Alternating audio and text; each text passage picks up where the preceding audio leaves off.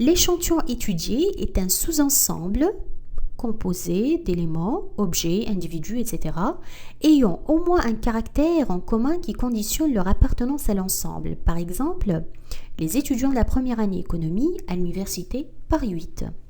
Mais pouvant différer par d'autres caractères. Donc la statistique va s'intéresser à ces derniers, par exemple le caractère sexe de ces étudiants. Le choix d'un caractère fixe donc les critères qui servent à classer les individus de la population étudiée en sous-ensembles. Le nombre de ces sous-ensembles correspond aux différentes situations possibles que nous appelons modalités du caractère. Donc nous continuons avec nos étudiants de la première année économie à l'université Paris 8. Le caractère sexe présente deux modalités, masculin et féminin. Les modalités du caractère sont incompatibles, c'est-à-dire un individu ne peut pas appartenir à deux ou plusieurs modalités en même temps. Les modalités sont exhaustives, donc tous les cas doivent être prévus.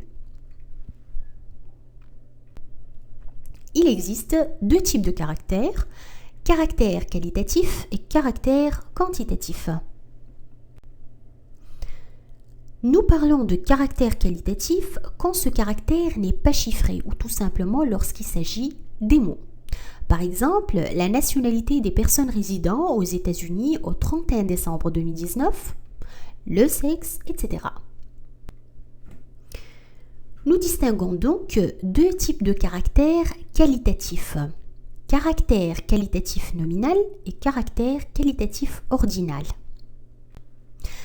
Une variable qualitative nominale est une variable dont les modalités sont des éléments d'une catégorie non hiérarchique, c'est-à-dire que ces éléments ne peuvent pas se ranger dans une gradation logique ou selon leur sens.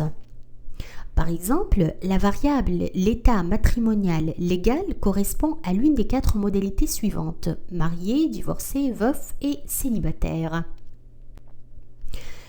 Une variable qualitative ordinale est une variable dont les modalités sont des éléments d'une catégorie hiérarchique, c'est-à-dire que ces éléments peuvent être rangés dans une gradation logique et qui permet d'avoir une appréciation d'éléments difficilement quantifiables, à savoir des préférences, des goûts, des appréciations. Par exemple, pour la variable degré de satisfaction d'un client face à un service, les modalités possibles sont très satisfait, satisfait, insatisfait et très insatisfait.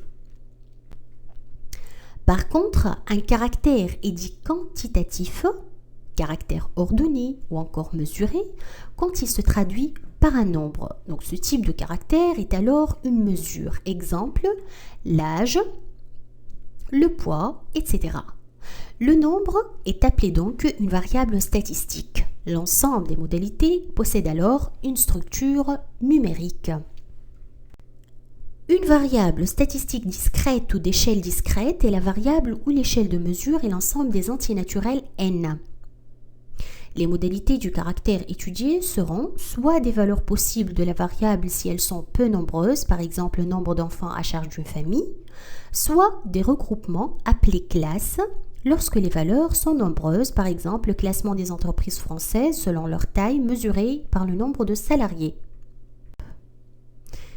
Une variable statistique continue ou d'échelle continue est la variable où l'échelle de mesure est l'ensemble des nombres réels R. Donc les modalités du caractère étudié seront des nombres issus d'un intervalle de nombres réels, par exemple la variable durée de chômage est répartie selon des classes à amplitude variable, moins d'un mois, à moins de 6 mois, etc.